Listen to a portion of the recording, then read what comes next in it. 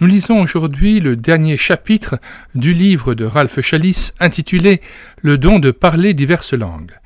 Chapitre 28, la vision d'Ésaïe et de Paul, analyse du texte de 1 Corinthiens 14, verset 21. Nous précisons qu'après ce chapitre, il y a 5 appendices que nous avons tous pris en charge et que nous allons réuploader, que nous allons refaire paraître dans la suite de cette playlist bientôt. Ces 5 appendices sont extrêmement importants, et notamment l'appendice B, qui est le rapport par le pasteur George Birch de 12 cas de possession démoniaque liés à la pratique du parler en langue, et le rendu de son entretien avec ces chrétiens qui avaient voulu éprouver cet esprit de parler en langue et le récit de leur délivrance. Nous mettons dans les commentaires de cette vidéo non seulement le lien de téléchargement gratuit de l'ouvrage de Ralph Challis, mais aussi le lien en vue d'écouter et de lire cet appendice B extrêmement important du livre de George Birch. Après que Ralph Challis ait publié son ouvrage, George Birch a publié aussi le sien, The Deliverance Ministry, le ministère de délivrance, que j'ai fait venir d'Angleterre, que j'ai traduit intégralement et que j'ai lu aussi intégralement en audiobook sur cette chaîne YouTube, et je mets les liens aussi bien vers l'audiobook que vers l'ouvrage de George Birch, le ministère de délivrance. C'est le chapitre 8 qui traite du test de la mise à l'épreuve du parler en langue et des témoignages de délivrance qu'il a pu opérer parmi les différents chrétiens avec qui il a pu avoir des entretiens. Nous lisons donc ce chapitre 28, analyse du texte de 1 Corinthiens 14, verset 21. Nous arrivons maintenant au point culminant de notre étude. Il nous reste un seul verset à examiner. Il s'agit de la citation de la prophétie d'Ésaïe par l'apôtre Paul dans le contexte de son argument sur les langues. Cette prophétie me paraît si lourde de conséquences que je me suis adonné à une étude particulièrement approfondie de sa place dans l'Ancien comme dans le Nouveau Testament. C'est avec la crainte de Dieu devant les yeux que je cherche à partager avec tous mes frères en Christ le fardeau de mon cœur. Texte de 1 Corinthiens 14, verset 21, avec commentaire. Revenons maintenant au seul verset de Paul que nous n'ayons pas encore examiné. Il est écrit dans la loi, « C'est en d'autres langues et par des lèvres étrangères que je parlerai à ce peuple, et, même ainsi, ils ne m'écouteront pas, dit le Seigneur. » Entonomo gegraptai oti, dans la loi il est écrit que en hétéroglossois, c'est par des hommes parlant en langue étrangère, ou, au pluriel, des langues étrangères, kai en keilesin hétéron, et par des lèvres d'autrui ou d'étrangers, l'alesso to lao tuto, que je parlerai à ce peuple, kai udutos, et même ainsi, ei sakusantaimu, ils ne m'écouteront pas, legei curios, dit le Seigneur. Les épîtres de Paul sont remplies d'allusions aux Écritures de l'Ancien Testament. Nous pourrions dire dans un sens que toutes ces doctrines, comme celle du Seigneur Jésus lui-même, sont fondées sur elles. Il fallait donc s'attendre à ce qu'il fasse appel aux Écritures au cours de sa discussion sur le don des langues pour justifier et renforcer son argument. Pourtant, le fait que Paul ne cite qu'une seule fois l'Ancien Testament dans son chapitre 14 nous amène à attacher une importance toute particulière à cette citation et à l'examiner avec la plus grande attention. Nous regarderons le texte lui-même avant de l'étudier et de le situer dans son contexte. Il s'agit de son verset 21, cité textuellement du livre du prophète Ésaïe, chapitre 28, versets 11 à 12. Voici la version second révisée qui rend assez fidèlement le sens du grec. Il est écrit dans la loi, « C'est par des hommes d'une autre langue et par des lèvres d'étrangers que je parlerai à ce peuple, et ils ne m'écouteront même pas ainsi, dit le Seigneur. » Je suis ébahi d'entendre citer ce verset dans le but de justifier la glossolalie. En réalité, le sens de la prophétie d'Ésaïe, une fois comprise, va tout à l'encontre de ce point de vue. Il effraie plutôt par ses implications. Il est certain que Paul ne l'utilise pas dans le but d'encourager les Corinthiens à parler en langue, entre guillemets, cela est évident par son argument général. Mais c'est lorsque nous nous référons à la prophétie originale d'Ésaïe que le sens du texte de Paul devient clair au-delà de toute controverse. Le contexte de la prophétie d'Ésaïe. Les chapitres 28 à 33 d'Ésaïe constituent une section intégrale de l'ouvrage du prophète, un livre en soi que nous pourrions appeler le livre des 6 malheurs. Il contient en effet 6 subdivisions qui commencent chacune par le mot « malheur ». Chapitre 28, verset 1, chapitre 29, verset 2, verset 15, chapitre 30, verset 1, chapitre 31, verset 1, chapitre 33, verset 6. Son contenu montre qu'Ésaïe a écrit cet ouvrage vers l'année 735 ou 730 avant Jésus-Christ, juste avant la destruction des 10 tribus du royaume d'Israël. La Galilée fut emmenée en captivité en 733. La ville de Samarie, après un siège affreux de 3 ans, fut détruite en 721 ou 722 par Sargon II, qui emmena en captivité Éphraïm et les quelques tribus encore en liberté qui lui restaient attachées.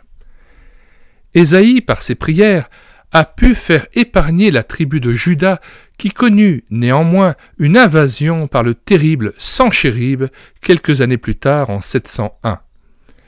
Comme ses contemporains, les prophètes Amos, Osée et Michée, le jeune Ésaïe ne voyait plus d'espoir pour le royaume de Samarie parce que celui-ci refusait de se repentir. Il voyait peu d'espoir même pour Juda, car, à ses yeux, le seul remède véritable consistait dans l'avènement du Messie.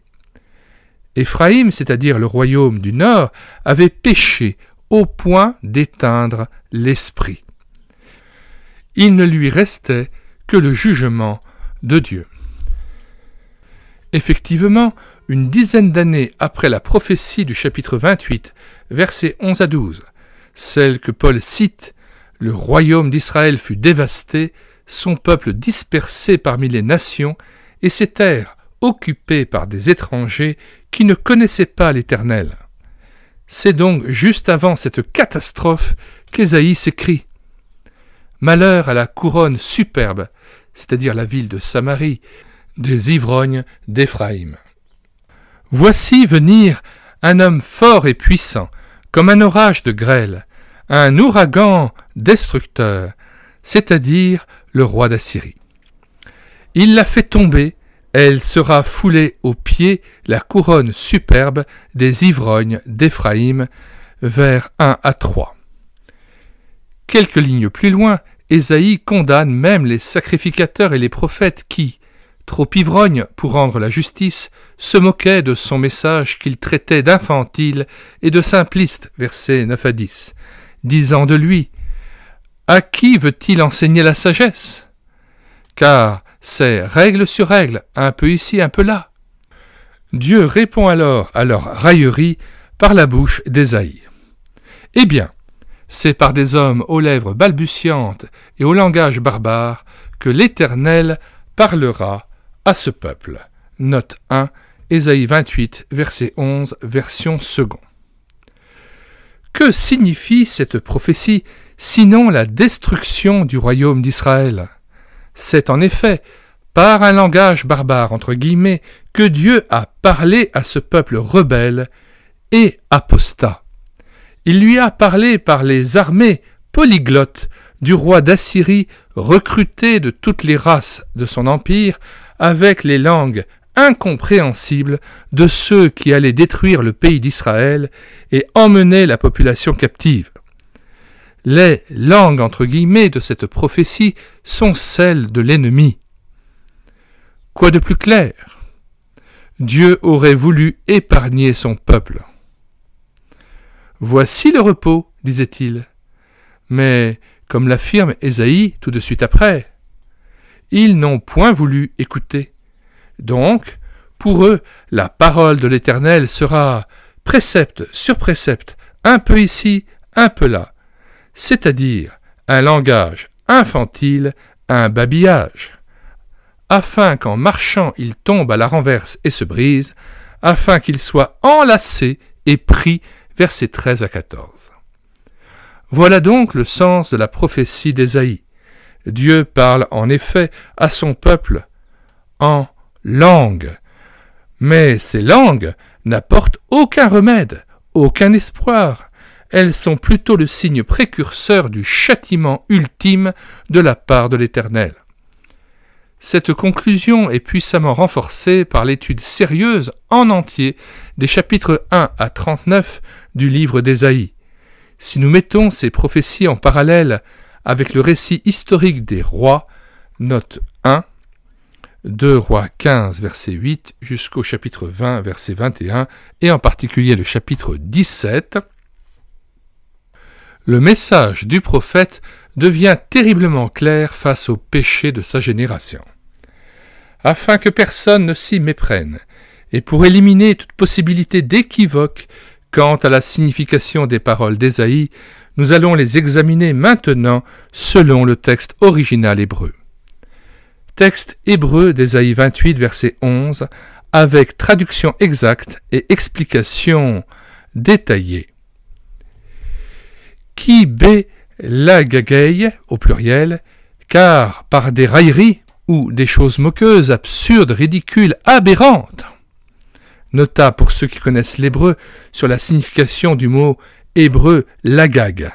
Le verbe sous sa forme kal signifie se moquer, bafouer, traiter avec mépris, railler, et sous sa forme nifal, bégayer, sous sa forme ifil, se moquer, mépriser. L'adjectif masculin existe seulement au pluriel sous la forme ci-dessus, l'agagei. Employé ici comme un nom, il signifie bégaiement, bouffon, railleur, raillerie, mépris, absurdité. Il est évident qu'il a un sens fortement péjoratif. Sapha, singulier, signifie de la lèvre. Nota, le mot lèvre en hébreu implique également un sens généralement péjoratif. Il signifie souvent palabre, de vaines paroles. L'expression hébraïque « un homme de lèvres » signifie un discoureur, un homme qui palabre, qui parle en l'air. La combinaison en une seule expression de ces deux mots, l'agagei sapha, donne à la phrase tout entière un sens on ne peut plus péjoratif. Ou bi lachon aéret, et par une langue autre ou étrangère, yedaber el agam azet, je parlerai à ce peuple. Voilà donc le sens exact du texte sacré original que Paul cite pour décrire les langues entre guillemets en question. Vouloir utiliser ce texte pour justifier et encourager une glossolalie généralisée, c'est perdre complètement de vue l'objectif de cette prophétie, c'est forcer le sens du texte au-delà de toute crédibilité. Pour Ésaïe, les langues en question ne venaient pas de Dieu, mais de l'ennemi. La signification du texte hébreu confirmée par la version des Septante. La signification du texte hébreu original est confirmée par la version grecque dite des Septante, faite par les Juifs 200 ans avant Jésus-Christ. Voici comment ils traduisent ce passage en grec. Dia phailismon keileon dia glosses heteras, par la méchanceté, ou la perversion, ou la vilainie, des lèvres, par des langues étrangères. Le nom phailismos ne se trouve pas dans le Nouveau Testament, mais l'adjectif phailos se trouve dans les passages suivants. Jean 3, verset 20, quiconque fait le mal est la lumière. Jean 5, 29, ceux qui auront fait le mal ressusciteront pour le jugement. Tite 2, 8, que l'adversaire soit confus, n'ayant aucun mal à dire de nous.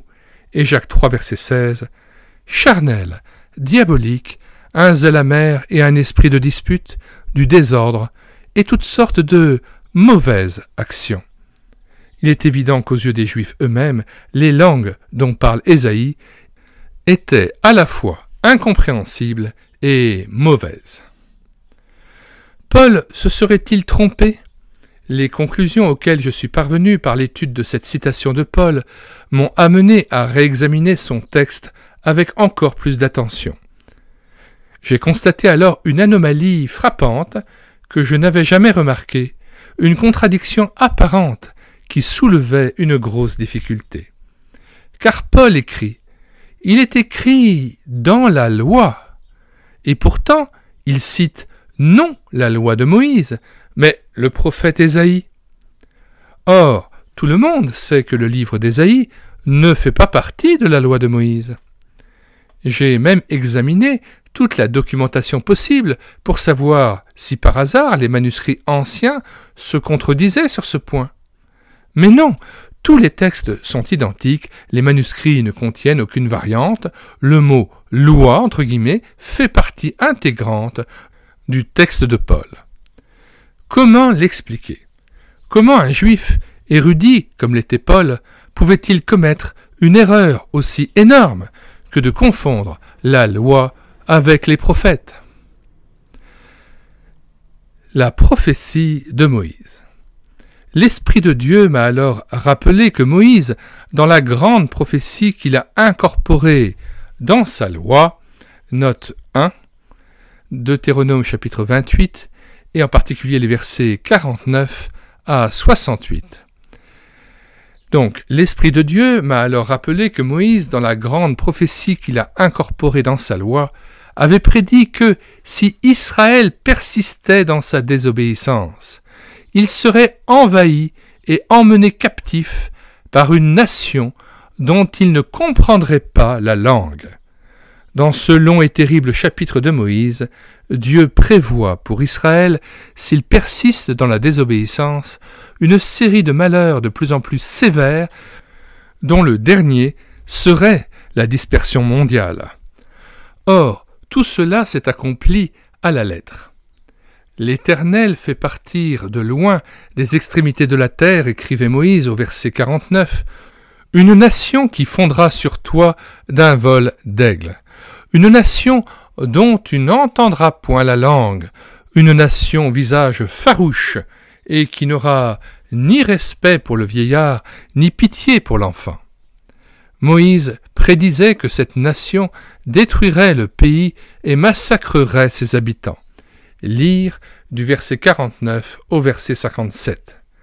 C'est exactement ce qui est arrivé lorsque les Assyriens détruisirent la Samarie en 721, lorsque les Babyloniens détruisirent Jérusalem en 586 avant Jésus-Christ, et une fois de plus, lorsque les Romains détruisirent Jérusalem en l'année 70 de notre ère, en dispersant les Juifs dans tous les pays du monde.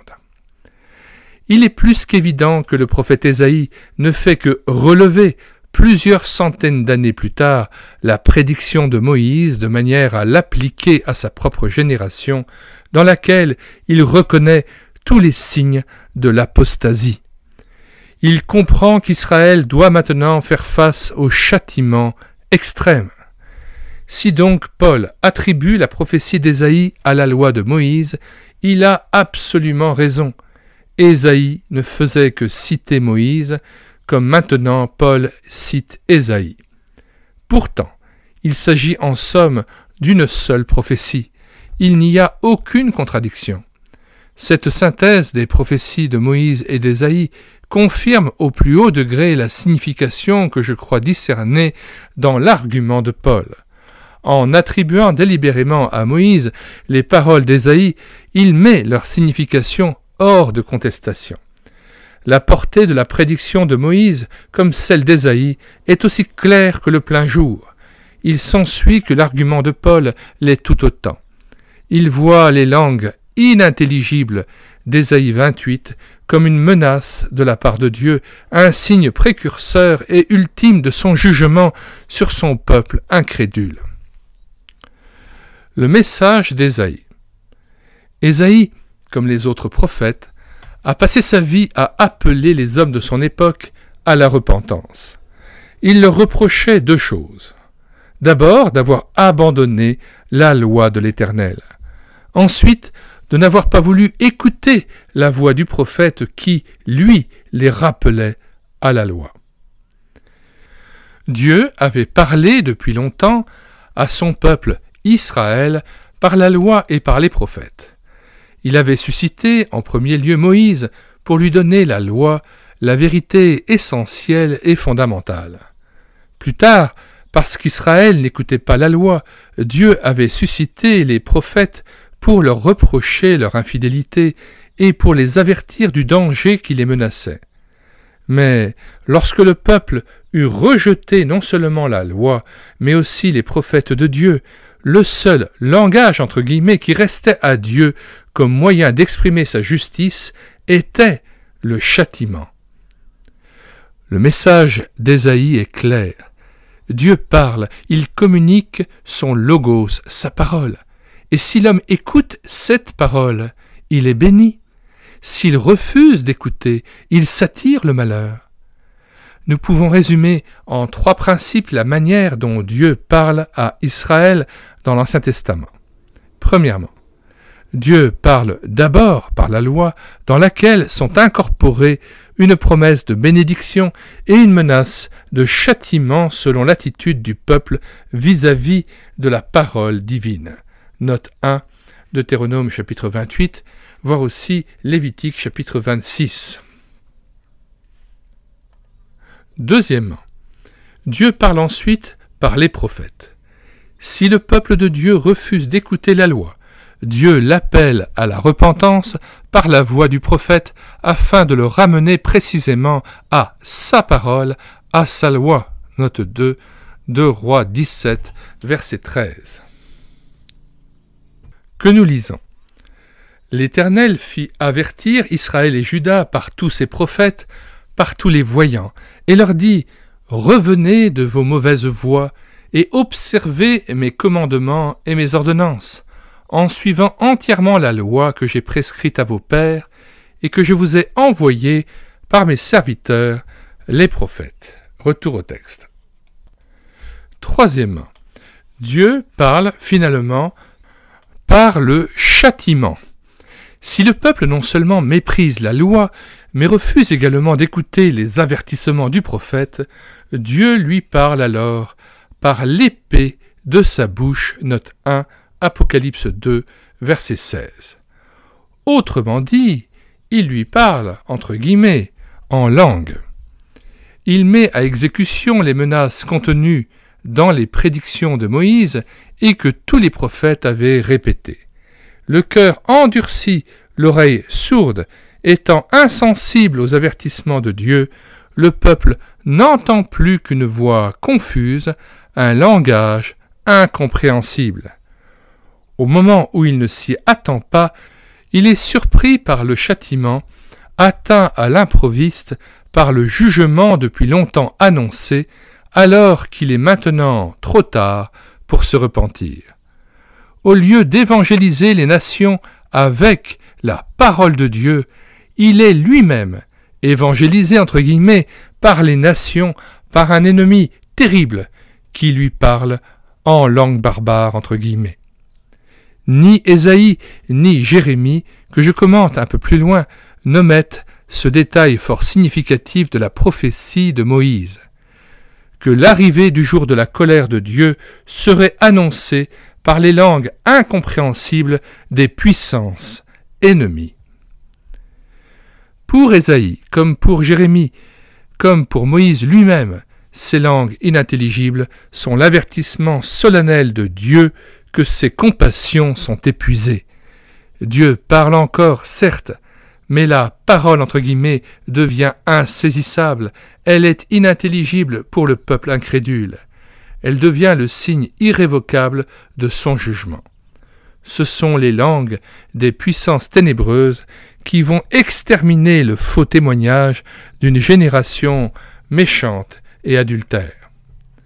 Voilà une raison de plus qui amène Paul à dire que les langues sont un signe pour les non-croyants, c'est-à-dire pour les incrédules. Tant qu'Israël obéissait à Dieu, il était béni, c'est un fait. Dieu n'avait pas besoin alors de lui parler en langue inintelligible. Mais dès qu'Israël n'a plus écouté la parole, Dieu a changé de méthode et lui a parlé par l'épée des nations païennes. Au lieu d'employer le langage clair des prophètes, il lui parlait par la langue des envahisseurs, celle des Philistins, des Madianites, des Syriens, des Égyptiens, des Assyriens, des Chaldéens et des Romains. Pour Dieu, l'Assyrien était la verge de sa colère, entre guillemets, note 2, Ésaïe 10, verset 5, et Nebuchadnezzar était son serviteur, entre guillemets, note 3, Jérémie 25, verset 9. Ne pourrions-nous pas dire que Dieu a parlé, entre guillemets, à la chrétienté par le terrible message d'Hitler, comme il l'avertit aujourd'hui par les voix des puissances mondiales hostiles à l'Évangile? Commentaire sur Ésaïe 33, verset 19. Mais Dieu a encore une lumière à jeter sur le texte d'Ésaïe que nous étudions, car, plus loin, dans sa prophétie, Ésaïe fait à nouveau allusion aux langues incompréhensibles. Son livre des 6 malheurs, entre guillemets, contient non seulement des menaces, mais aussi de merveilleuses promesses, des lueurs messianiques de la restauration d'Israël à la fin des temps, accompagnées d'un renouveau spirituel et même terrestre. Note 1. Ésaïe 29, verset 18, Ésaïe 35, verset 1. Et même terrestre donc est marqué par le pardon de ses péchés, note 2, Ésaïe 33, verset 24, le règne de Christ, note 3, Ésaïe 32, verset 1 à 5, et le don de l'Esprit, note 4, Ésaïe 32, verset 15. Dieu promet en même temps à son peuple une paix et une sécurité définitive, note 5, Ésaïe 33, verset 16 à 19. Celui-ci ne craindra plus les invasions ennemies, verset 18, car Dieu lui dit « Tu ne verras plus le peuple audacieux, le peuple au langage obscur qu'on n'entend pas, à la langue barbare qu'on ne comprend pas, verset 19. Le langage incompréhensible, signe de la colère de Dieu, signe pour le peuple incrédule, n'aura plus de place parmi ceux qui seront rachetés de leurs péchés et de leur incrédulité. Ces langues inintelligibles ne pourront plus menacer le calme d'un peuple qui possédera la présence assurée du Seigneur Jésus-Christ. Au contraire, Dieu lui parlera face à face. La révélation sera sans ombre, sans équivoque. Tes oreilles entendront derrière toi la voix qui dira « Voici le chemin, marchez-y » Note 6, Ésaïe 30, verset 21. Tes yeux verront le roi dans sa magnificence, ils contempleront le pays dans toute son étendue. Note 7, Ésaïe 33, verset 17.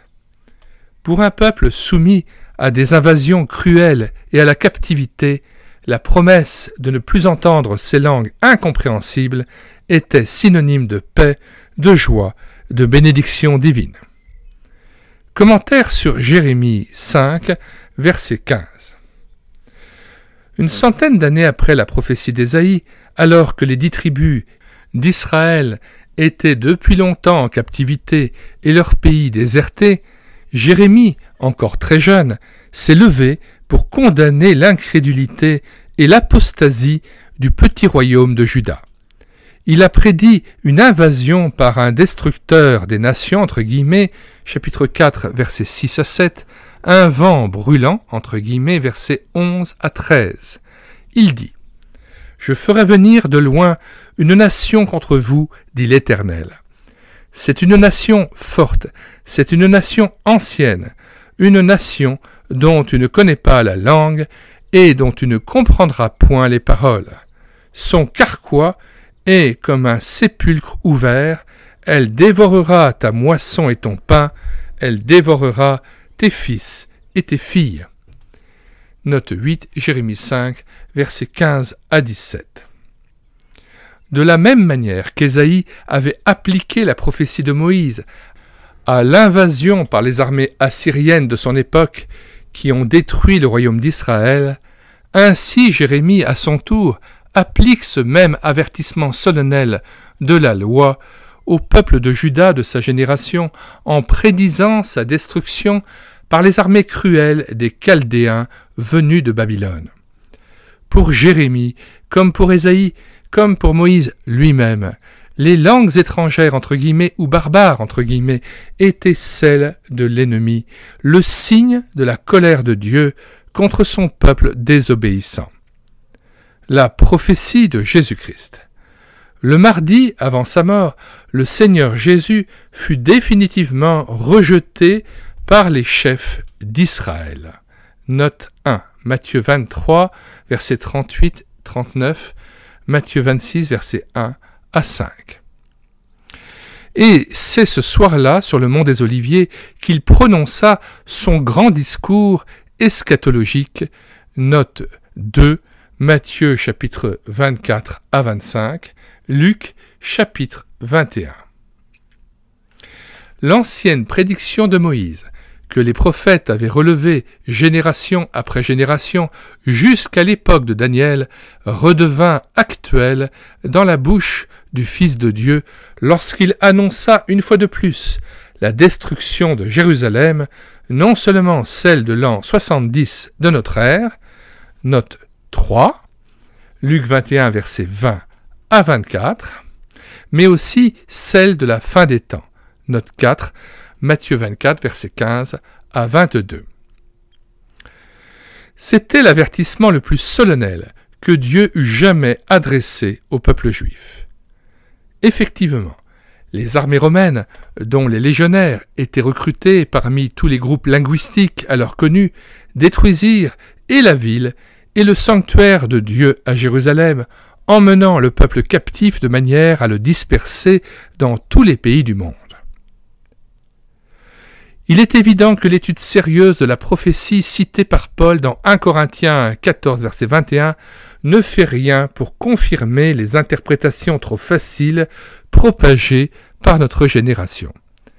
Nous sommes face à l'ultimatum de l'Éternel. Ayons le courage de regarder en face ses implications pour notre époque. Quel est le message de Dieu pour nous? Un signe pour Israël incrédule?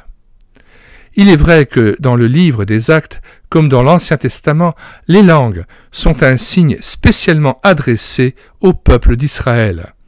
Si l'Esprit de Dieu a choisi de s'exprimer dans une multiplicité de langues à la naissance de l'Église, c'était pour rappeler à Israël la raison de sa propre existence et afin que la bénédiction d'Abraham soit accessible à toutes les familles de la terre.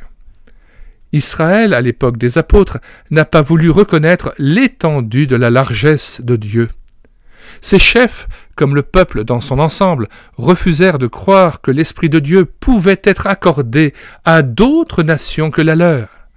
C'est pourquoi Dieu leur a parlé dans les langues de ces autres nations qu'ils méprisaient. Les langues miraculeuses du jour de la Pentecôte étaient ainsi un signe du jugement de Dieu sur l'incrédulité de son peuple terrestre. À 3 reprises, dans le livre des Actes, l'Esprit de Dieu parle de cette manière aux Juifs. Premièrement, dans Acte 2, aux représentants de la nation entière à Jérusalem. Ensuite, dans Acte 10, à ceux de la circoncision, entre guillemets, qui accompagnèrent Pierre chez Corneille à Césarée. Puis, en dernier lieu, dans Acte 19, aux Juifs croyants, entre guillemets, à Éphèse, qui cependant restaient attachés à l'ancienne alliance par Jean-Baptiste. Par ces 3 manifestations, l'Esprit de Dieu voulait faire comprendre à la descendance physique d'Abraham que la bonne nouvelle du Messie était pour toutes les nations. Israël, au lieu de croire à cette merveilleuse vision, a sombré dans un refus définitif et jaloux de la grâce de Dieu et s'est trouvé condamné par les langues mêmes dans lesquelles il aurait dû communiquer la vérité évangélique à toutes les familles de la terre. Peu de temps après, Ces mêmes langues sont devenues une réalité terrible pour la nation apostate lorsque les légions romaines détruisirent son héritage. Ainsi, les langues ont été un signe pour Israël, signe qui a deux résultats complètement opposés. D'abord, par ce signe, Dieu a convaincu et amené à la foi les 3000 non-croyants qui se sont ouverts à la prédication de l'Évangile. Ensuite, par ce même signe, Dieu a condamné les non-croyants d'Israël qui ont refusé de se repentir et sont restés incrédules. Qui est ce peuple, entre guillemets? Paul cite Ésaïe textuellement.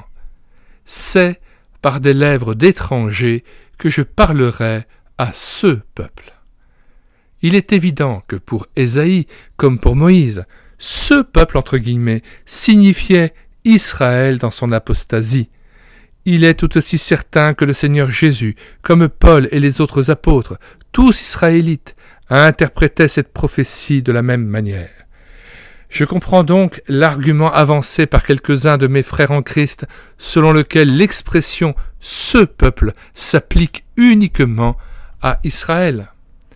Pour eux, le signe des langues, n'étant destiné qu'au peuple juif, n'aurait plus d'utilité pour l'Église.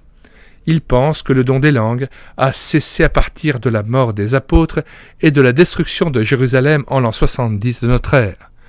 Israël, ayant rejeté le Messie, demeure dans l'incrédulité. Dieu a parlé à ce peuple, entre guillemets, en langue, et ils ont refusé d'entendre. Maintenant, avant de reprendre la parole, il attend qu'ils se repentent et écoutent le message de Christ pour le Nouveau Testament. Pour l'Église, le don des langues serait donc périmé. Il n'aurait plus sa place dans l'économie actuelle de Dieu. Et pourtant, l'apôtre Paul reconnaît l'existence de ce don dans l'Église. Si les langues ne nous concernent plus, pourquoi l'Esprit de Dieu nous dit-il, par la main de Paul, de ne pas les empêcher? Et pourquoi l'apôtre inclut-il 2 fois les langues dans son énumération des dons spirituels? Pourquoi n'exclut-il pas totalement l'usage de ce don de son enseignement aux Corinthiens? Hélas, cet argument soulève plus de difficultés qu'il n'en résout.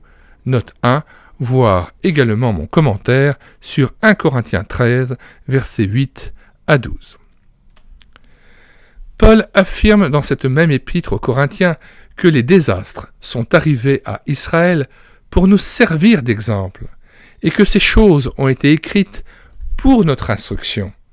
Note 2. 1 Corinthiens 10, versets 6 et 11. Il est donc indiscutable que la prophétie d'Ésaïe qu'il cite est également pour notre instruction et pour nous servir d'exemple. D'ailleurs, Paul n'est pas en train d'écrire à une église juive en Palestine, mais à celle de Corinthe, une ville extrêmement cosmopolite. C'est pour elle qu'il cite Ésaïe. Paul écrivait cette lettre à Corinthe vers l'an 54 de notre ère. À peine 10 ans plus tard, l'apôtre Pierre écrivait dans une épître circulaire. C'est le moment où le jugement de Dieu va commencer par la maison de Dieu, note 3, 1 Pierre 4, versets 17 à 18. En effet, déjà en 64, l'empereur Néron lançait sa grande attaque contre les chrétiens et les brûlait vifs à Rome. Paul et Pierre, tous les deux, perdirent leur vie dans cette persécution qui a persisté par intermittence pendant 3 siècles. Ce peuple, entre guillemets, c'est aussi nous. Paul, en citant Ésaïe, ne pense pas seulement aux Juifs, il pense tout autant à ses frères chrétiens et aux églises qu'il avait fondées. Dans cette même épître, note 4, 1 Corinthiens 7, verset 26, il prévoit déjà les temps difficiles qui s'approchent. Il vivait lui-même le martyre par anticipation. Et Pierre dit, comme le prophète Ézéchiel l'avait dit en son temps, note 5, Ézéchiel 9, verset 6, que le jugement de Dieu commence par la maison de Dieu. Pierre et Paul savaient tous les deux qu'Israël était sous le jugement de Dieu, mais ils reconnaissaient également que ce jugement commencerait par l'Église. C'est exactement ce qui est arrivé. L'Église a subi une persécution officielle quelques années avant la révolte des Juifs en Palestine, qui a amené les Romains à anéantir leur identité nationale en 70. Je ne pense pas que nous, chrétiens, nous ayons raison de mettre sur le dos, entre guillemets, du Juif tous les passages désagréables de l'Ancien Testament, alors que nous voulons garder pour l'Église toutes ces belles promesses. Les langues, entre guillemets, furent certes un signe pour la génération d'Israël qui crucifia le Messie. Mais pourquoi ne serait-elle pas également un signe pour l'Église dans son incrédulité? Il est évident que dans la citation de Paul, les mots « ce peuple » entre guillemets s'appliquent tout autant à l'Église qu'à Israël. La signification de cette prophétie ne pouvait passer inaperçue pour les chrétiens de l'époque. Ce peuple, entre guillemets, c'est aussi bien Corinthe que Jérusalem. Et c'est également notre génération. Nous faisons donc bien de prêter toute notre attention aux avertissements que Dieu est en train de nous donner.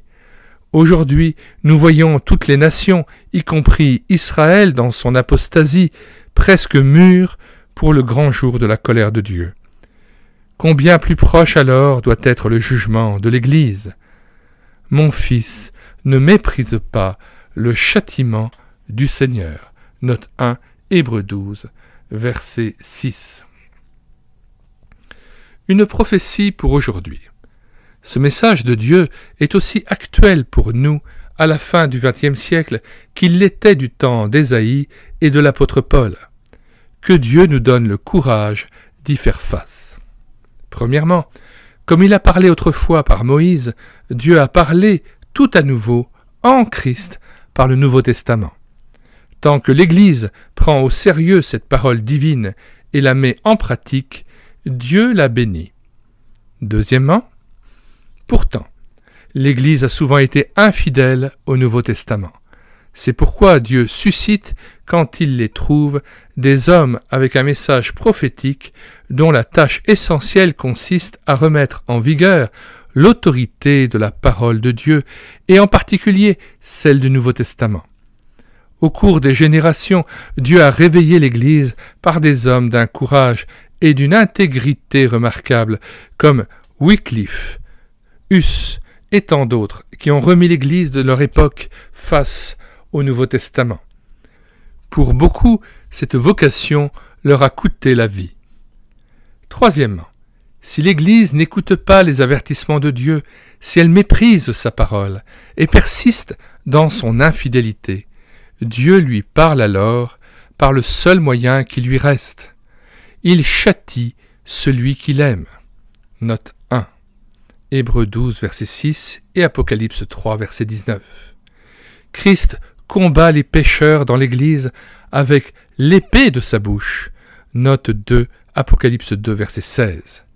Ce qui peut entraîner la dissolution et même, dans certains cas, l'extinction du témoignage. Note 3, Apocalypse 2, verset 5 et Apocalypse 3, verset 16. Quand le peuple de Dieu ne voit plus de ses yeux, n'entend plus de ses oreilles et ne comprend plus, parce que son cœur est devenu insensible, la parole de Dieu devient pour lui insaisissable, inintelligible.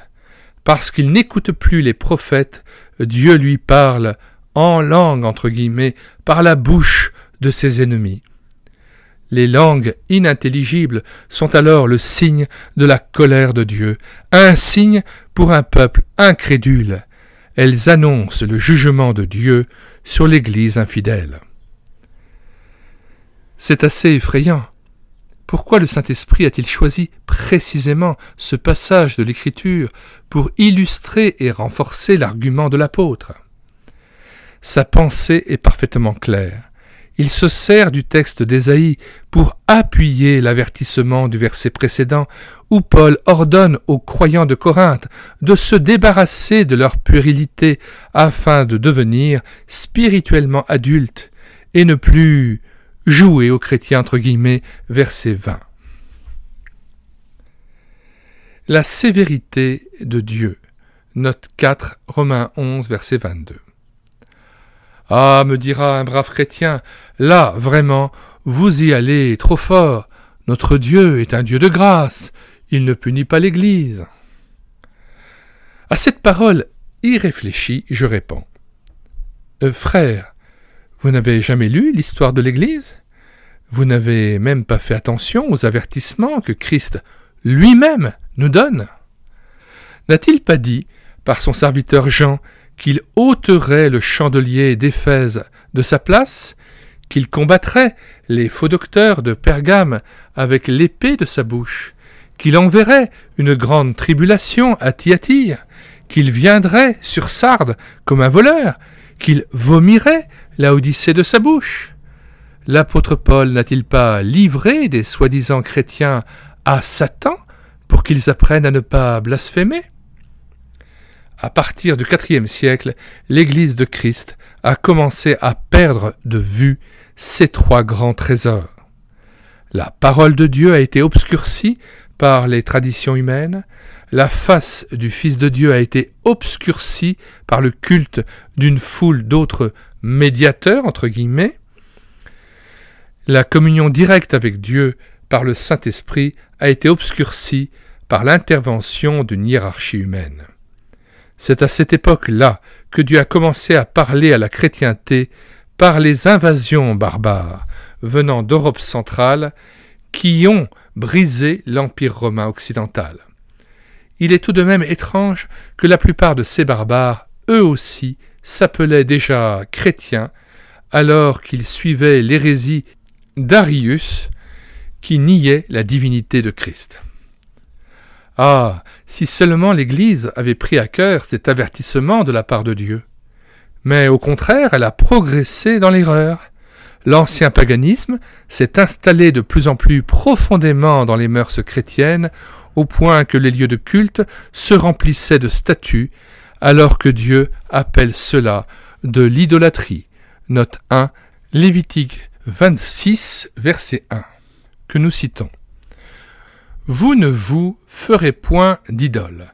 Vous ne vous élèverez ni image taillée ni statue, et vous ne placerez dans votre pays aucune pierre ornée de figures pour vous prosterner devant elle, car je suis l'Éternel votre Dieu. Retour au texte avec reprise de la phrase.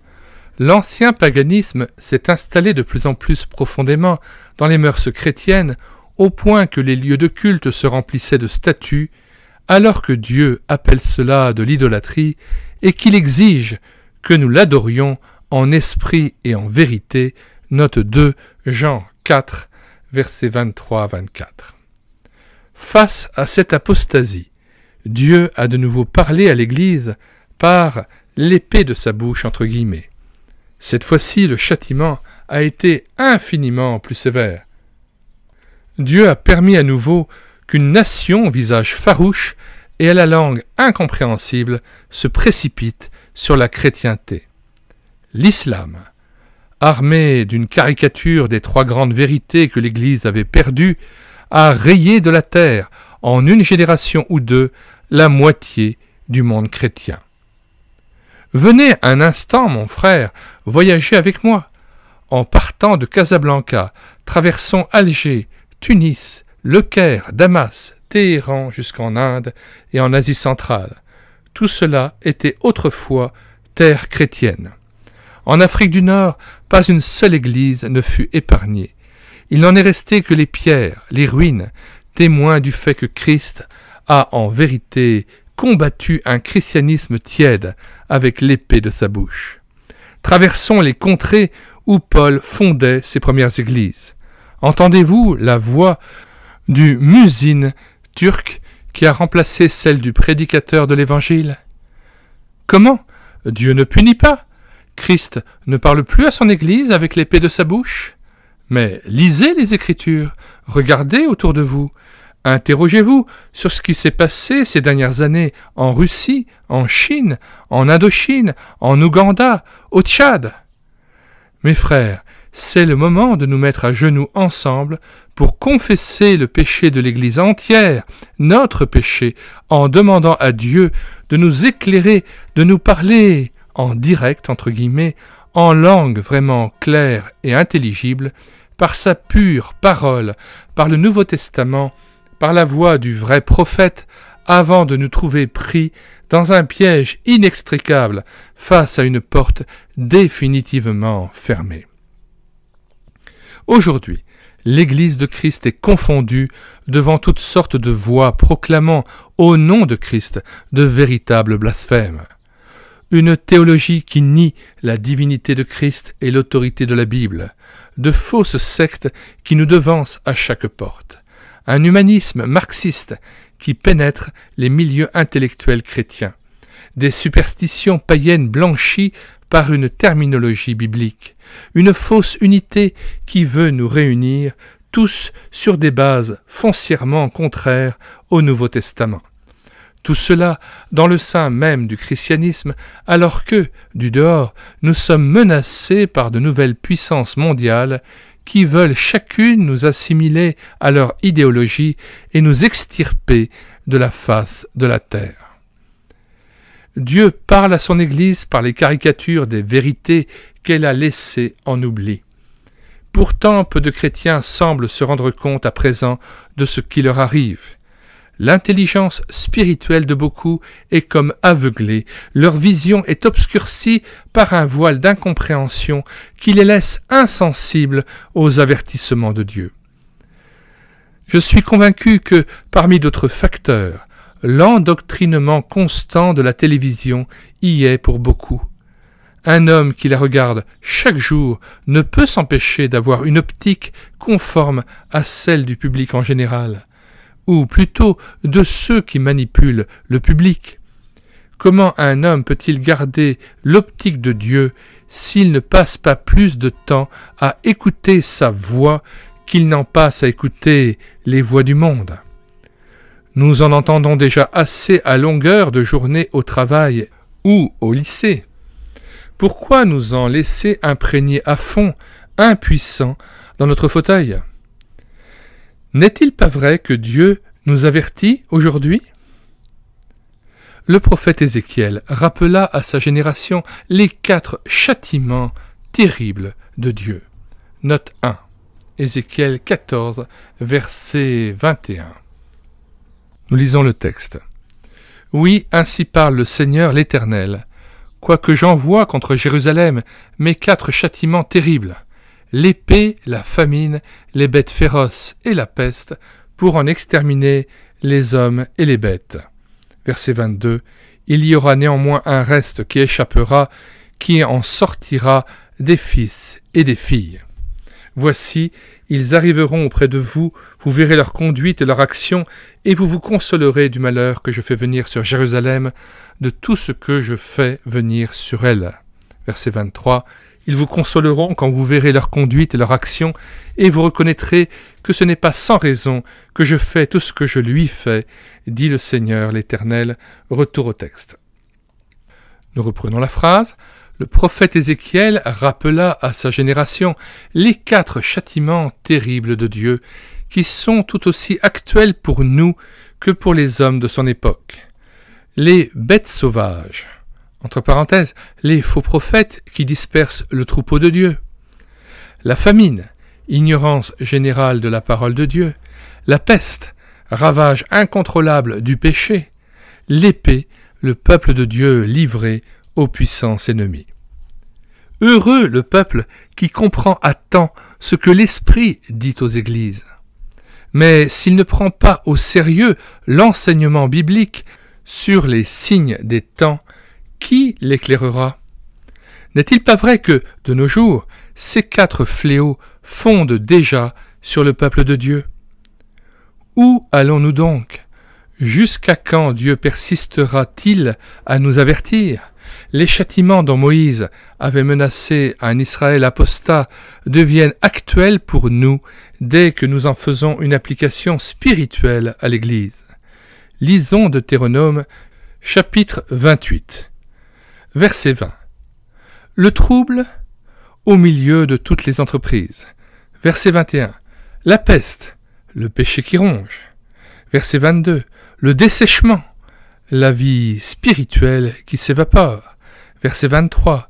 Le ciel d'airain, la prière qui ne perce pas, entre guillemets. Verset 23 encore. La terre de fer, l'évangélisation qui n'aboutit pas.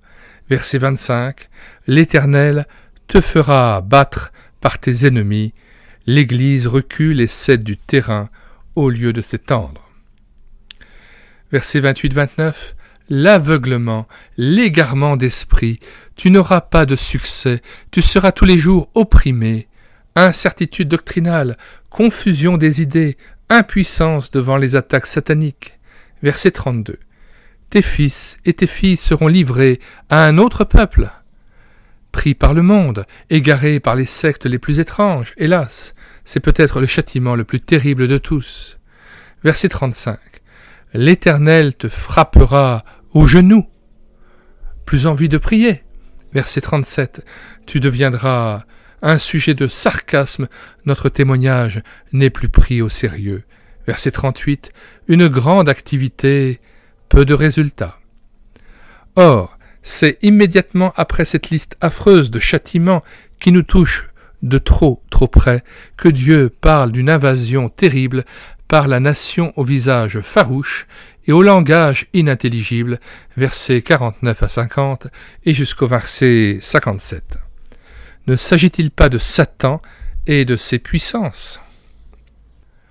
Pourquoi cette génération demande-t-elle un signe? Note 1. Marc 8, verset 12. Pourquoi l'Église de Christ de nos jours cherche-t-elle un signe, et en particulier ce signe que Dieu réserve aux incrédules, celui des langues incompréhensibles? Le Seigneur Jésus nous a mis de toute façon en garde contre le désir de voir un miracle.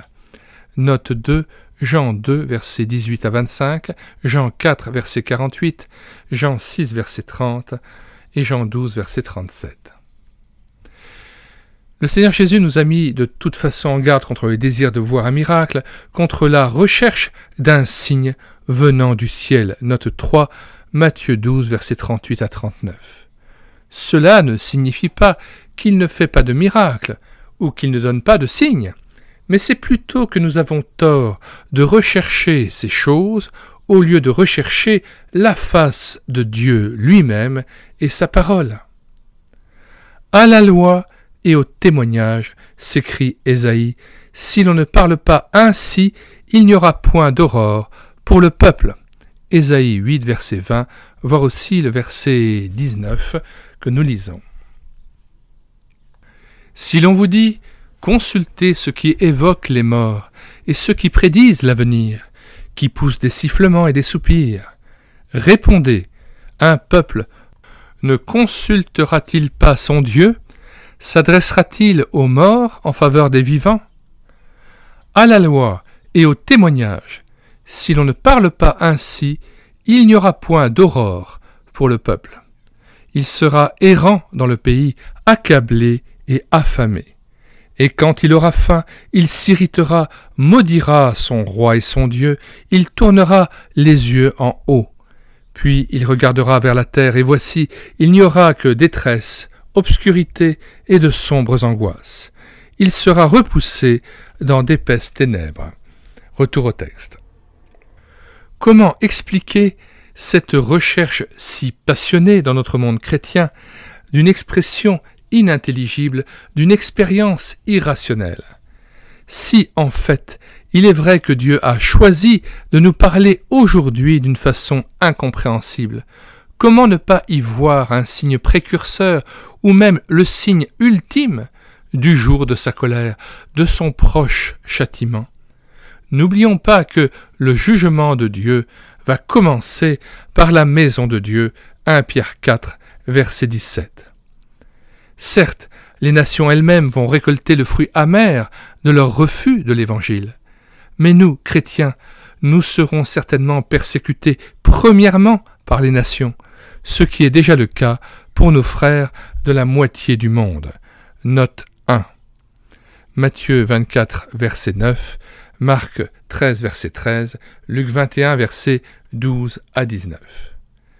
Prétendre qu'Ésaïe ou que Paul enseignent que le « parler en langue » entre guillemets est une voie de bénédiction, un moyen normal entre guillemets que Dieu emploierait pour s'adresser à son peuple, c'est mal comprendre toute la signification de ce texte que nous étudions.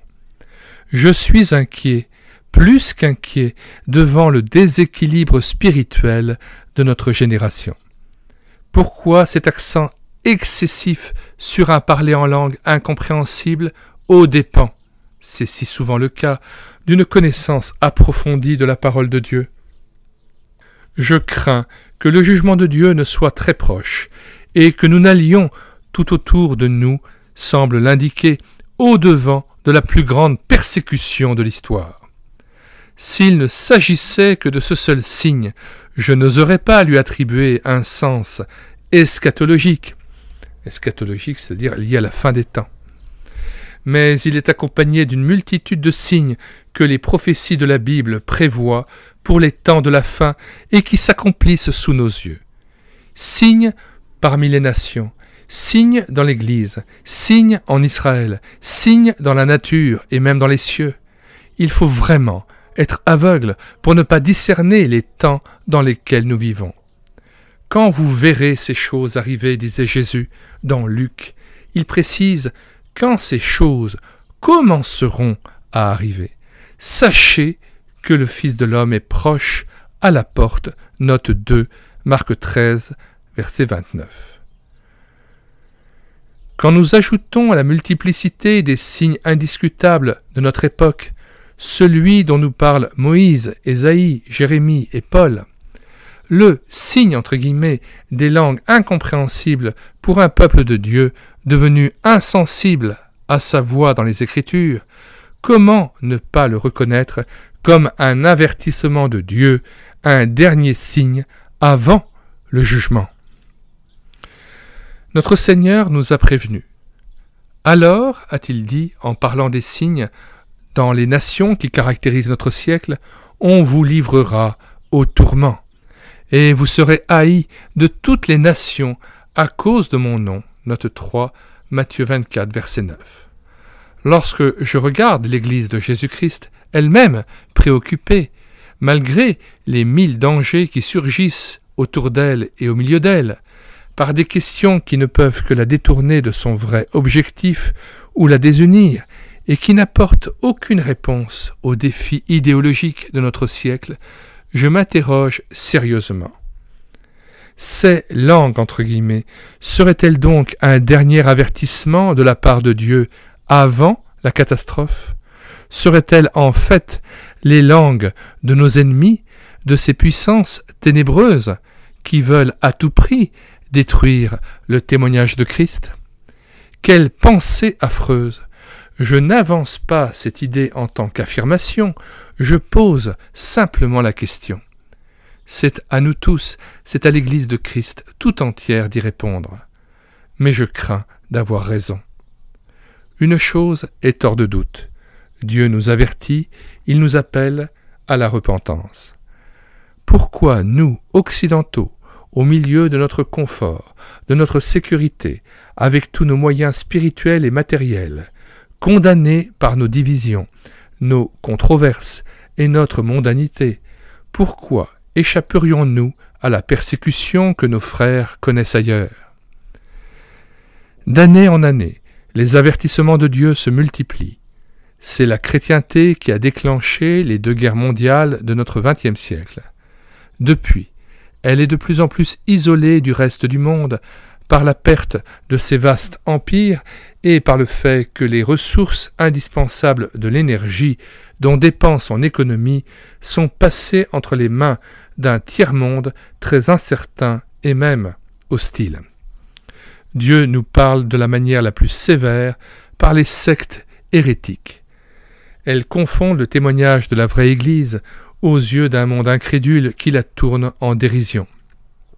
Dieu nous parle par la caricature d'une fausse union œcuménique, à cause de notre incapacité à achever une vraie unité spirituelle. Dieu nous parle en effet par la bouche de nos ennemis. Et quand j'entends de tous les côtés un Babel de voix contradictoires et souvent inintelligibles dans l'Église elle-même, comment ne pas y apercevoir un avertissement très solennel de la part de notre Dieu, un signe de son jugement sur son peuple qui n'a pas voulu prendre au sérieux son logos, sa véritable parole. Oh, si je pouvais avoir tort. On m'a souvent dit que la vague de glossolalie contemporaine est le signe d'un grand réveil spirituel, d'une pluie céleste. Dieu, affirme-t-on, nous apporte de nouvelles lumières par ces langues inconnues. Oh, combien j'aimerais avoir tort, si je pouvais croire à une explication aussi facile. Mais un autre bruit parvient à mes oreilles, une clameur bruyante des nations qui rejettent de plus en plus le message de l'Évangile. Un cri violent qui monte au ciel, la putréfaction d'une immoralité presque universelle. Un athéisme insolent mêlé à l'encens de toutes sortes d'obscénités occultes. Il est encore plus effrayant de voir des chrétiens se disant bibliques qui ne voient toutefois aucun mal à être en pleine communion avec ceux qui nient les vérités fondamentales de la parole de Dieu. Parmi les 7 églises auxquelles le Seigneur a envoyé son dernier message, note 1, Apocalypse, chapitres 2 et 3.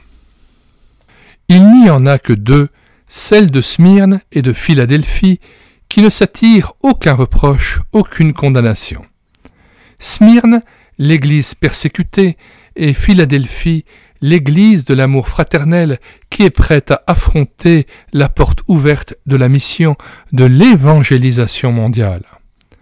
Heureusement, il y a aujourd'hui des églises fidèles, comme il y a encore des croyants fidèles dans les églises apostates, et à cela, Jésus confie toujours la parole de sa vérité. Que Dieu nous trouve de ce nombre. Mais le tableau général n'est pas rassurant. Notre liberté ne tient plus qu'à un fil. L'ennemi attend le moment favorable pour nous passer les menottes. Mes frères, c'est maintenant le moment de nous tourner vers Dieu pour lui demander les forces et l'intégrité spirituelle qui, seules, nous permettront de lui rester fidèles dans le mauvais jour. Notre plus grand besoin aujourd'hui est d'entendre la voix du prophète. Oh, que Dieu suscite des hommes, des femmes qui nous mettent au pied du mur, qui nous ramènent à la pureté, à la simplicité du Nouveau Testament dans son intégralité. Maintenant encore, dit l'Éternel, revenez à moi de tout votre cœur, avec des jeûnes, avec des pleurs et des lamentations. Déchirez vos cœurs et non vos vêtements, et revenez à l'Éternel votre Dieu. Car il est compatissant et miséricordieux, lent à la colère, et riche en bonté, et il se repent des maux qu'il envoie. Qui sait s'il ne reviendra pas et ne se repentira pas, et s'il ne laissera pas après lui la bénédiction, des offrandes et des libations pour l'Éternel votre Dieu. Assemblez le peuple, formez une sainte réunion, assemblez les vieillards, assemblez les enfants, même les nourrissons à la mamelle. Que l'époux sorte de sa demeure, et l'épouse de sa chambre. Qu'entre le portique et l'autel pleurent les sacrificateurs, serviteurs de l'Éternel, et qu'ils disent « Éternel, épargne ton peuple. Ne livre pas ton héritage à l'opprobre, aux railleries des nations. Pourquoi dirait-on parmi les peuples « Où est leur Dieu ?» Note 1, Joël chapitre 2, versets 12 à 14 et versets 16 à 17, voire aussi Jonas chapitre 3, versets 5 à 10. J'en prends aujourd'hui à témoin contre vous le ciel et la terre. J'ai mis devant toi la vie et la mort, la bénédiction et la malédiction. Choisis la vie, afin que tu vives, toi et ta postérité, pour aimer l'Éternel ton Dieu, pour obéir à sa voix et pour t'attacher à lui, car de cela dépendent ta vie et la prolongation de tes jours. Note 1. Deutéronome 30, versets 19 à 20. Ô peuple de Dieu, réveille-toi. Réveille-toi, toi qui dors, relève-toi d'entre les morts, et Christ t'éclairera. Note 2, Éphésiens 5, verset 14. Prière. Ô Dieu, parle-nous d'une voix claire, par la simplicité de ta parole limpide et pure. Que nous ne voyions pas le peuple audacieux, au langage obscur qu'on n'entend pas, à la langue barbare qu'on ne comprend pas. Note 3, Ésaïe 33, verset 19. Que nos yeux voient le roi dans sa beauté. Note 4, Ésaïe 33, verset 17. Je serre ta parole dans mon cœur, afin de ne pas pécher contre toi. Je te cherche de tout mon cœur. Psaume 119, versets 11 et 10. Dans les commentaires de cette vidéo, nous mettons le lien de téléchargement gratuit de l'ouvrage de Ralph Challis, Le don de parler diverses langues, le lien d'accès à la playlist de la lecture audio de cet ouvrage, le lien d'accès à l'achat de l'ouvrage Si la trompette rend un son confus, condensé du livre Le don de parler diverses langues. Nous vous recommandons vraiment le livre de George A. Birch, Le ministère de délivrance, moyen pratique pour contrer l'œuvre de Satan aujourd'hui. Et nous vous signalons que nous en avons assuré l'audiobook intégral. Nous vous mettons donc le lien vers l'audiobook de l'ouvrage de George Birch, pasteur qui a éprouvé des centaines de parlers en langue.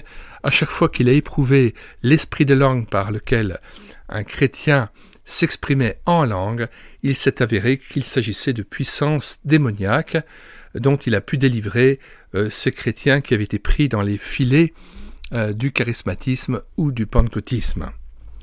On a même le témoignage dans le chapitre 8 de l'ouvrage, intitulé « Le test, la mise à l'épreuve du parler en langue », d'un pasteur qui parlait en langue et qui a pu être délivré d'un esprit de langue et qui ainsi a été affranchi d'une puissance occulte et infernale qui s'était emparée de lui par cette recherche trop égarée d'un esprit de langue.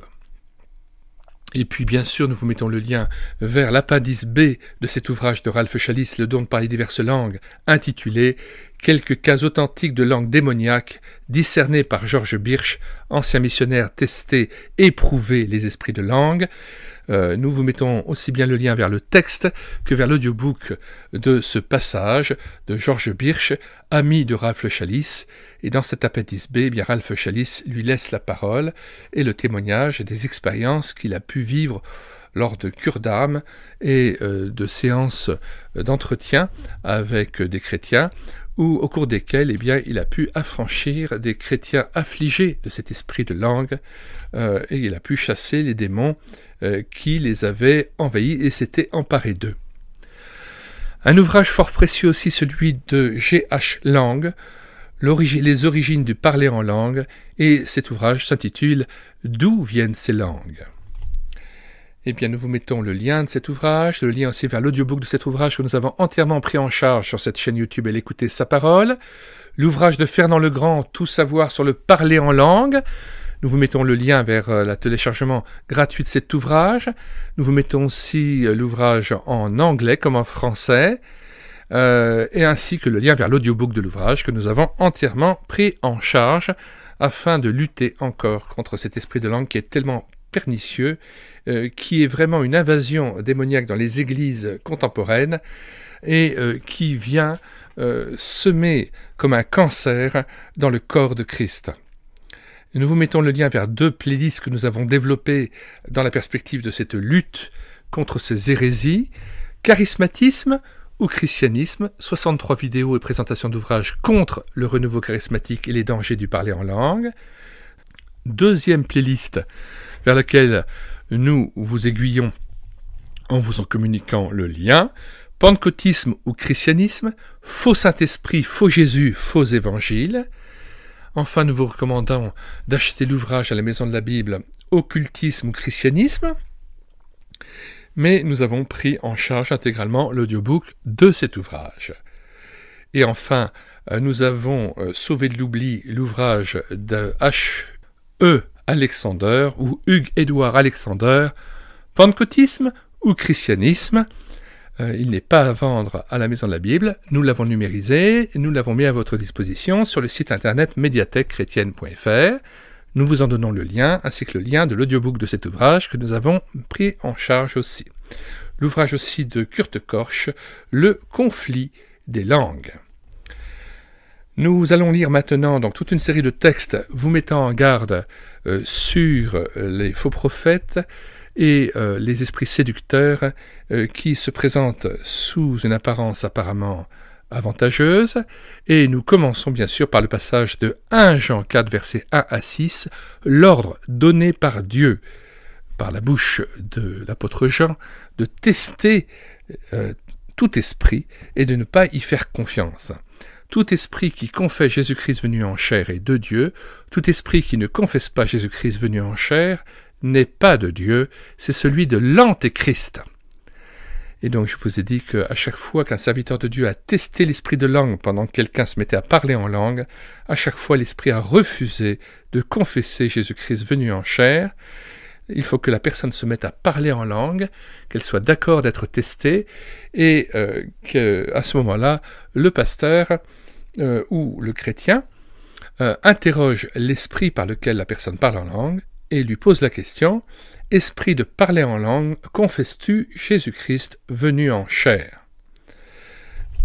Nous lisons donc ces différents passages qui avertissent dans la Bible des esprits d'égarement et de l'extrême danger de ne plus confesser l'Évangile tel que Paul le prêchait dans 1 Corinthiens 15, versets 1 à 6. « Sinon, disait l'apôtre Paul, eh bien vous auriez cru en vain. » Donc, certains chrétiens ont beau pavoiser en disant « je suis sauvé par la foi, je suis sauvé par la foi, je suis sauvé par la foi », si leur foi repose sur des éléments fautifs, sur des hérésies, eh bien, ce sont des hérésies de perdition qui les entraînent à la perdition, et toute foi qu'ils ont, eh bien, c'est une foi qui les conduit à la perdition, parce que ce n'est pas le vrai évangile qu'ils confessent, et non seulement ils se perdent eux-mêmes, mais ils perdent ceux à qui ils prêchent un faux Jésus, un faux Saint-Esprit et un faux évangile. C'est extrêmement grave. D'autant plus, je le répète, qu'il s'agit d'un esprit antéchrist qui déjà est dans le monde, qui déjà agit très activement dans les églises, et beaucoup de ces esprits se répandent dans les églises qui ne se disent pas ni pentecôtistes ni charismatiques. Et j'ai entendu même un pasteur de Paris qui venait du pentecôtisme, qui avait condamné certains excès du pentecôtisme et qui avait créé une autre église, mais qui ne se disait ni charismatique ni pentecôtiste. Il interdisait le parler en langue dans l'église, mais dans l'entretien individuel, il encourageait chacun des chrétiens à parler en langue dans le privé. Alors je rappelle que le parler en langue dans le privé, c'est encore pire, parce que ça vient en désobéissance totale à ce qui est dit dans la parole de Dieu. S'il y a parler en langue, c'est forcément dans le contrôle de l'Église, et il faut qu'il y ait des interprètes et une traduction. Et il ne s'agit pas d'un parler en langue incompréhensible, d'un charabia obscur, hein. Il s'agit tout simplement d'une langue étrangère qui pourrait permettre aux non-croyants de se convertir, si jamais ils pouvaient à ce moment-là entendre la parole de Dieu. Et la plupart de ceux qui parlent en langue dans le secret ne savent même pas qu'ils sont à ce moment-là animés par un esprit d'en bas. Et je connais un pasteur, c'est pour ça que j'ai dû quitter cette église baptiste, je connais un pasteur qui pendant 40 ans a parlé en langue, et il continue à parler en langue dans le privé, mais il ne sait même pas ce qu'il dit. Et comment peut-on imaginer que l'esprit de Christ puisse être un langage obscur, incompréhensible, alors que dès le début de l'évangile de Jean, il est dit que ta parole est lumière. Logos, ça désigne avant tout un discours structuré. Le parler en langue est vraiment un discours décousu, sans sens, et qui s'oppose complètement à la parole de Dieu. Et quand on voit vraiment ce que les gens disent en fait dans le parler en langue, y compris dans le privé, ce sont des paroles de blasphème, d'opposition à Dieu, d'insulte à Dieu. Et donc il y a des pasteurs qui à la fois parlent en langue dans le privé et s'imaginent louer Dieu, et s'abusent eux-mêmes. Le dimanche, ils louent Dieu, et dans la sphère privée, ils se mettent à l'insulter. Alors je vous conseille vraiment d'écouter la vidéo sur YouTube de Madame Reboul. Les dangers et dérives du renouveau charismatique catholique, véritable infiltration dans l'Église romaine. Michèle Reboul est donc historienne des religions, et notamment du catholicisme. Et c'est une conférence qui dure 1h30. Au bout d'une heure, elle donne ce témoignage étonnant. En plein cours d'une messe, il y a des gens qui se mettent à parler en langue.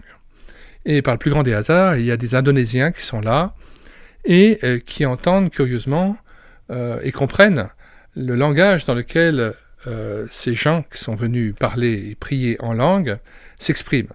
Seulement, ce qui les étonne, c'est qu'ils s'expriment en langue en blasphémant Dieu, en insultant Dieu, et au lieu de louer Dieu, ce sont des esprits qui s'opposent à lui, ce sont donc des puissances d'en bas.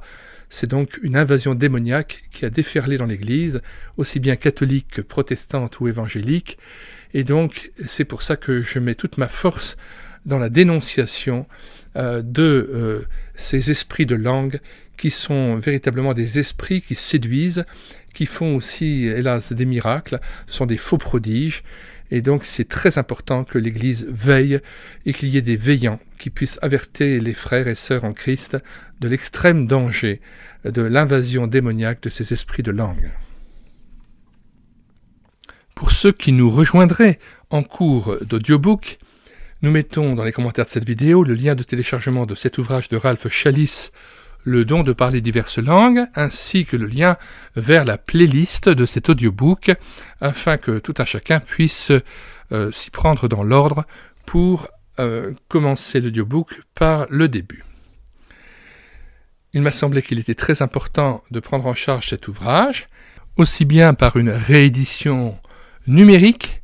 C'est pourquoi nous l'avons aussi téléversé sur notre site internet médiathèquechrétienne.fr, site que nous avons bâti en synergie avec cette chaîne YouTube et l'Écouter sa parole, afin d'assurer la réédition numérique gratuite des ouvrages chrétiens épuisés et non réédités, et de prendre en charge aussi cet ouvrage sous la forme d'un audiobook, puisque cet ouvrage étant assez long, il est possible que certaines personnes soient rebutées par l'aspect d'une lecture d'un ouvrage de presque 400 pages, mais son impact doctrinal est très important et il permet aussi de pouvoir détourner tout un chacun, tous les chrétiens, du piège du parler en langue tel qu'il est conçu actuellement dans les milieux charismatiques et pentecôtistes.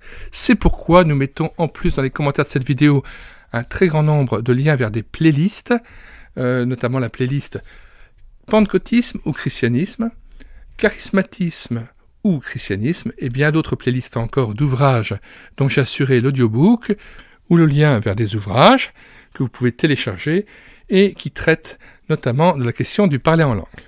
Parmi tous ces ouvrages, le plus important, il me semble, est celui de Georges Birch, Le ministère de délivrance, et notamment le chapitre 8, qui a trait au test ou la mise à l'épreuve de l'esprit de langue, afin de savoir si cet esprit de langue confesse oui ou non Jésus-Christ venu en chair. Alors c'est pourquoi nous terminons à chaque fois toute lecture d'un chapitre de Ralph Chalice par la lecture de 1 Jean 4, versets 1 à 6, sur l'ordre que Dieu donne à son peuple de tester tout esprit, de ne pas lui faire confiance, mais de l'éprouver pour savoir s'il est de Dieu. Si un esprit ne confesse pas Jésus-Christ venu en chair, c'est l'esprit de l'Antéchrist. Georges Birch, après avoir, pendant toute sa carrière de pasteur, d'évangéliste et de missionnaire, eu à tester, éprouver les esprits de langue, notamment vers la fin de sa vie, il n'a jamais vu un cas où l'esprit de langue confessait Jésus-Christ venu en chair, et à chaque fois, l'esprit de langue s'avérait être blasphémateur, un esprit qui s'opposait à Dieu et qui était ténébreux, et ce n'était pas un seul esprit qui se manifestait, mais généralement plusieurs esprits mauvais qui avaient envahi le corps, l'âme et l'esprit de la personne qui s'était prêté à cet exercice insidieux, toxique et extrêmement dangereux de se parler en langue.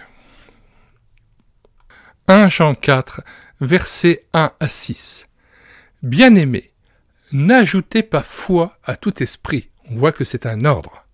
Mais éprouvez les esprits, encore un ordre, pour savoir s'ils sont de Dieu, car plusieurs faux prophètes sont venus dans le monde. Reconnaissez à ceci l'Esprit de Dieu. Tout esprit qui confesse Jésus-Christ venu en chair est de Dieu, et tout esprit qui ne confesse pas Jésus n'est pas de Dieu. C'est celui de l'Antéchrist, dont vous avez appris la venue et qui maintenant est déjà dans le monde. 4. Vous, petits enfants, vous êtes de Dieu et vous les avez vaincus parce que celui qui est en vous est plus grand que celui qui est dans le monde. Eux, ils sont du monde. C'est pourquoi ils parlent d'après le monde et le monde les écoute. Nous sommes de Dieu. Celui qui connaît Dieu nous écoute. Celui qui n'est pas de Dieu ne nous écoute pas. C'est par là que nous connaissons l'esprit de la vérité et l'esprit de l'erreur.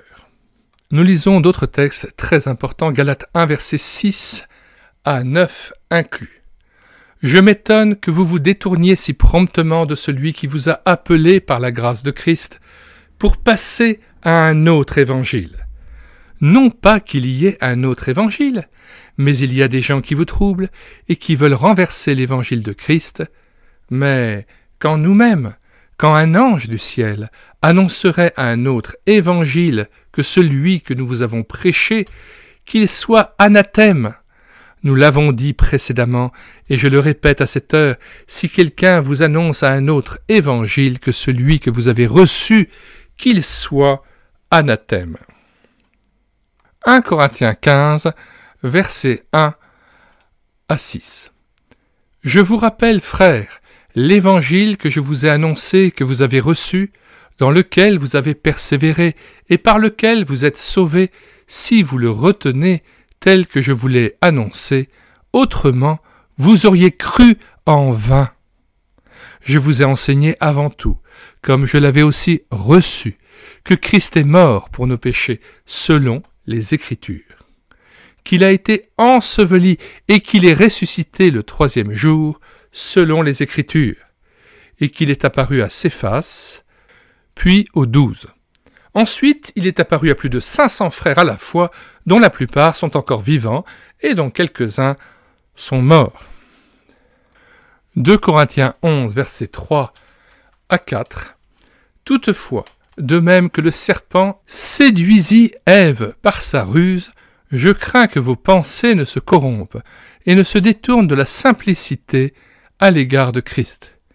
Car si quelqu'un vient vous prêcher un autre Jésus que celui que nous avons prêché, ou si vous recevez un autre esprit que celui que vous avez reçu, ou un autre évangile que celui que vous avez embrassé, vous le supportez fort bien.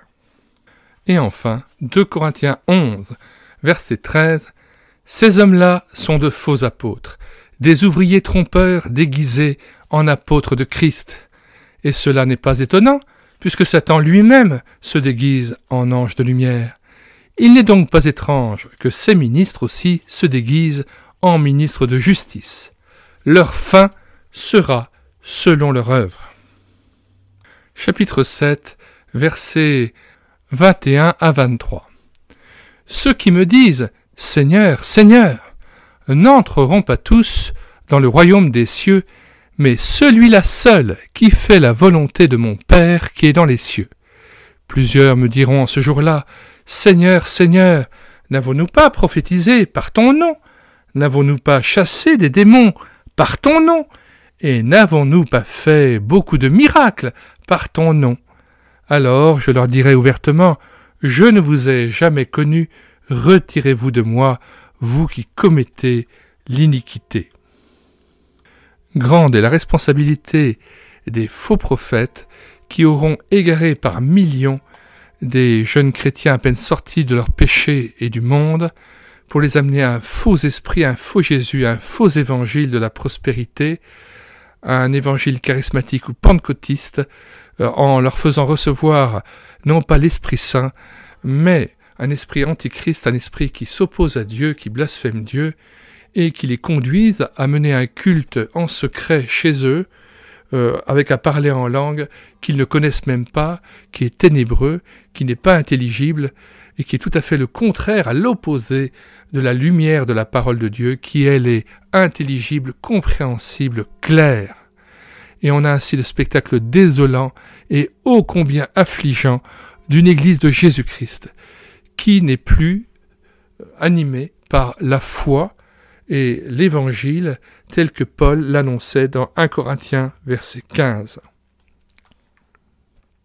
La tendance actuelle est à l'union entre les fédérations comme la FEF et les pentecôtistes et charismatiques au sein d'une immense structure pour se sentir plus fort, qui est le CNEF, mais finalement on perd tout à vouloir faire une sorte d'unité aux dépens de la vérité, et il vaut mieux rassembler avec Christ, quitte à ne pas être forcément avec le groupe, mais au moins faire partie de ceux dont Christ disait « Mais quand le Fils de l'homme viendra, trouvera-t-il la foi sur la terre ?»